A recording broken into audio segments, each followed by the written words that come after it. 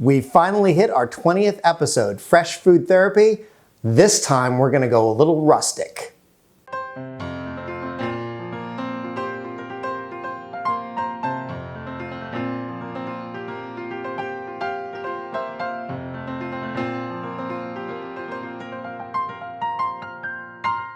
There was a time in our not so distant past when recipes were a matter of necessity and what was available rather than what we necessarily would like to eat at the time. The recipe today is a very simple, very rustic recipe. Very easy to make, but so rich and hearty that it's gonna be one of your favorites. We're gonna make chicken cacciatore for your pleasure. Are you ready?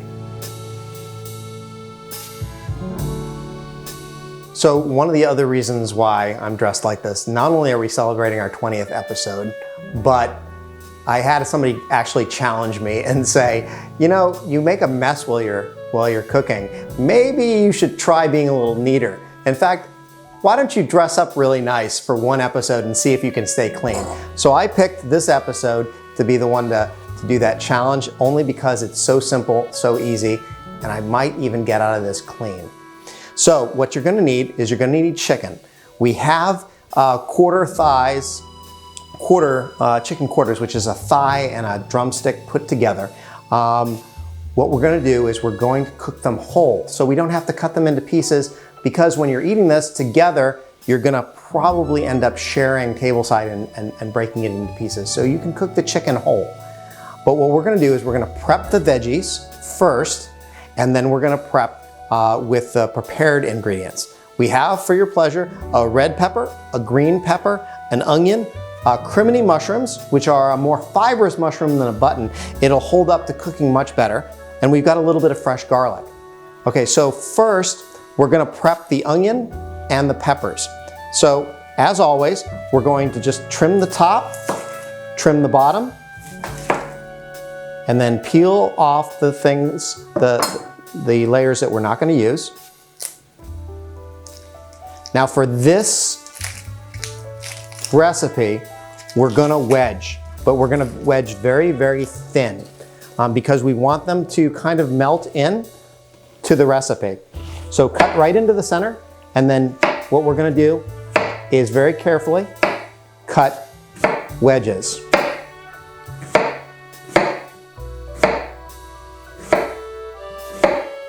Always cut away from yourself, and always make sure you have complete control over the knife. It's very, very easy as you get closer to the end on this to be a little bit more dangerous and to cut yourself. So now that we're down to about 1/3 of the onion left, we're just going to be very careful. Now when we get down to about 1/6 of the onion, what we're going to do is we're just gonna literally cut it in the center to protect your hands and to keep everything safe. The next thing that we're gonna do is the peppers. For this, there's gonna be so little waste on the peppers, you're really using your food dollars wisely. We're gonna cut off, you're gonna put basically the stem.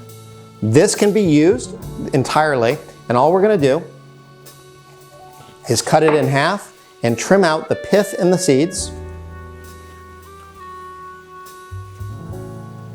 so that the only thing of the pepper that isn't being used is literally the stem and the seeds. Now for this recipe to be put together pretty easily, you don't have to cut fancy cuts of these peppers.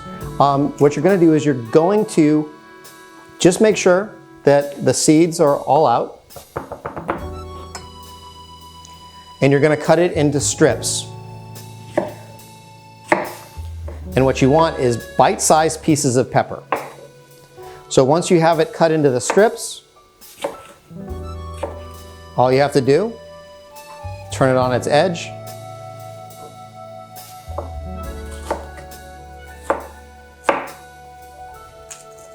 and you've prepped your red pepper. Well, almost. Green pepper is prepared much in the same way as the red pepper. Pop out the stem, cut it in half, cut out the pith and the seeds, Okay, and much in the same way as the red pepper, we're just putting the pieces together and then cutting them into bite-sized pieces.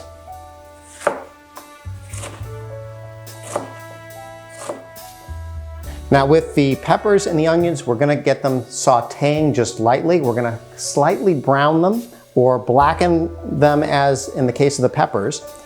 So I'll show you what that looks like in just a moment, but we're gonna saute them in front of you. For the garlic, really simple. Peel a clove or two. You don't need a lot. And what you're gonna do is you're just gonna slice them ever so thin. They can be a little chunky. They don't have to be super fine because they're gonna melt into the sauce. So for the mushrooms, the criminies, all we're really gonna do is we're going to slice them in half. Now keep in mind that crimini mushrooms, although mild in flavor, they have a little bit more flavor than white or button mushrooms. The difference really is in the texture. These are much more meaty, much more hearty mushrooms that will not melt into your recipe. And for the amount of chicken that we're doing, we're probably gonna use about 8, maybe 9 mushrooms. And then what we're gonna do is we're gonna just slice them into pieces like such. So now that we have these prepped, we're pretty much ready to start the recipe. What I'm gonna do now is I'm gonna get the pan and the chicken to show you how we're gonna set up the dish. So now that we're prepped, we're gonna just start. We're gonna start by getting the peppers and the onions sauteing. So we're gonna add a little bit of garlic, a little bit of olive oil to the pan, just enough to do a light coat.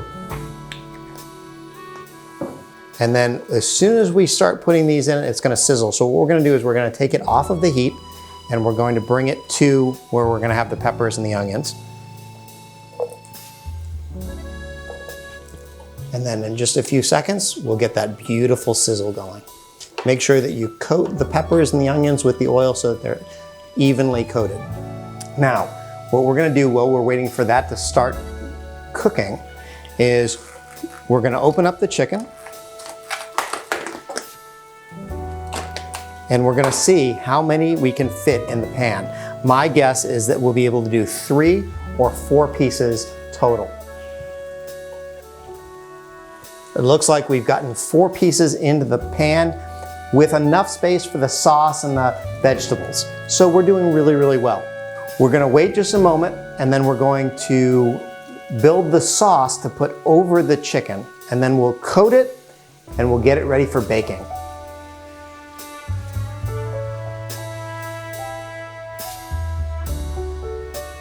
Now that the peppers and the onions are almost perfect, we're ready to start building the sauce. But I want you to know that there's several different ways of going about making this dish. One of the ways is taking the chicken, lightly dredging it with flour, putting it into a fry pan or a roasting pan and browning it. The only reason why I'm not doing that is because I have some friends that are gluten-free. And so what I'm gonna do is I'm gonna do this recipe with no flour whatsoever, and it's still gonna come out fantastic. So we're gonna use the chicken exactly as it comes. You just wanna clean it and make sure that it's ready to go. Then what we're gonna do is we're gonna take the peppers and the onions from the heat, and you'll see that they are lightly browned, ready to go, and we're gonna put them in a larger container.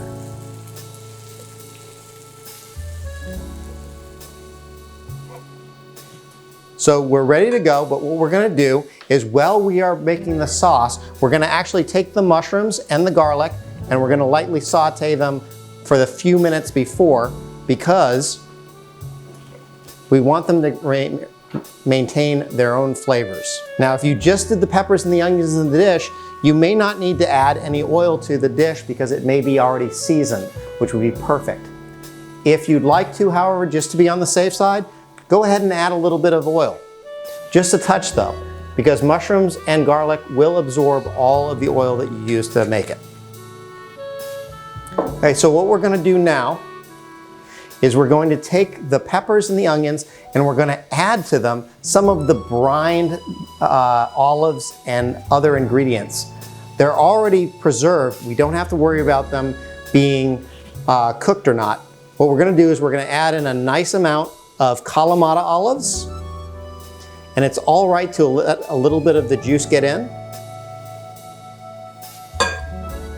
I've got about 25 or 30 olives. And then we're gonna use some of the green pimento stuffed olives. I'm gonna put in about the same amount as the Kalamata. About maybe 25 to 30. Now that the olives have been added in, what we're gonna do is we're gonna add the capers. But you're gonna want to use a fork to get the capers out because you don't want the brine, you just want the capers. We're gonna put about the equivalent of 2 teaspoons of capers into the mix. Perfect. And then to this, we're gonna actually add about 3 big ladles of red sauce.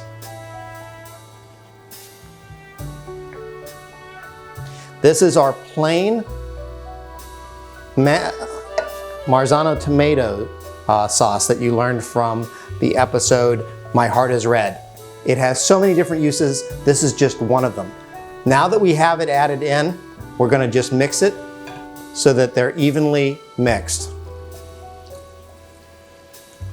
Now that we've added all of the ingredients except for the garlic and the mushrooms, we're gonna literally add those ingredients right in.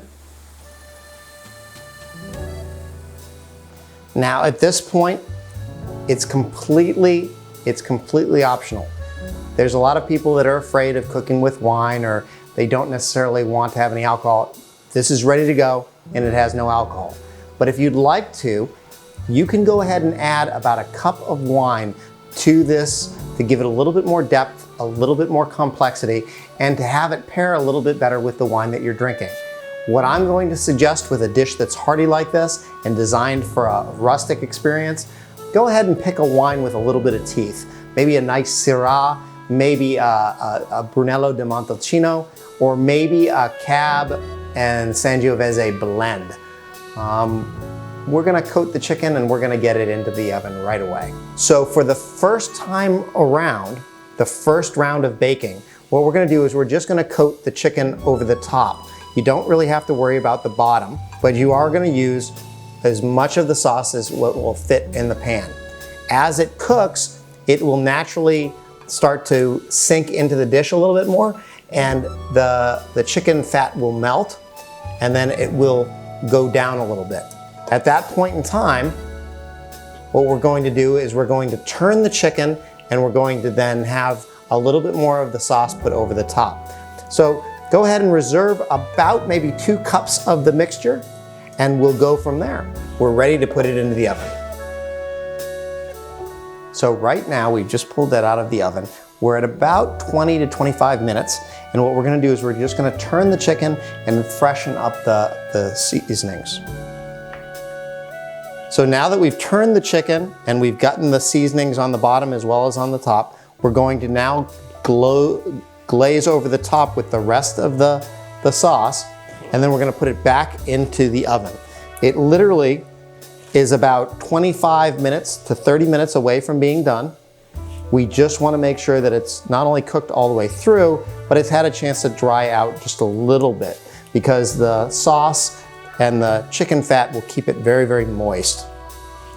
And we're now ready to put it back in. So we let it roast and we let it actually cook a little bit longer. It's gonna be completely cooked at about 45 minutes to an hour. 25 minutes on one side and then 35 minutes on the other side. What we've done now is we let it roast for a little bit longer, maybe about 25, 30 minutes longer than normal. And then we let it cool, just so that you could see what it looks like when it's rested and it's complete. What we have is a beautiful leg, a quarter chicken, and what we're gonna do is we're gonna just cut into it to see whether it is cooked all the way through. And you'll see that the meat is absolutely braised to perfection, flaking beautifully, and cooked all the way through. Now, what you have in front of you is actually gluten-free.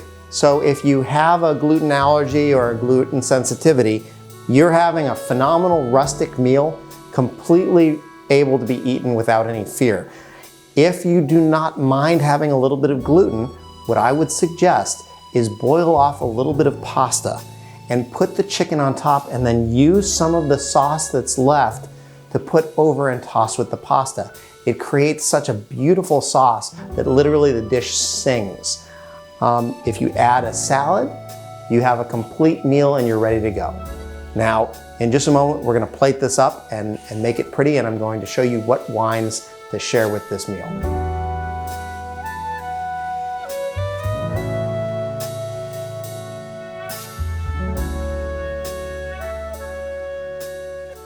So on a cold fall night in the middle of the woods, a meal like this would definitely lift your spirits and definitely let you feel full and ready to go as you bedded down for the night. We have chicken cacciatore served with a little bit of rustic bread from Bread and Sea. It's a really rustic olive loaf that will go perfect with this dish. And then to pair with it, we have a nice young Fallbrook Syrah, which has a little bit of pepper and a little bit of vanilla and some spices throughout that go wonderful with this dish. We also have, if you'd prefer, another one that would pair beautifully is the Bruni Sangiovese and Cabernet Sauvignon blend. A hearty wine with a little bit of teeth and a little bit of gumption with dark fruit and a little bit of spice. We hope you've enjoyed this episode, and we hope that you'll try it out at home. It was our pleasure bringing you our 20th episode, and hopefully we'll see you again very soon.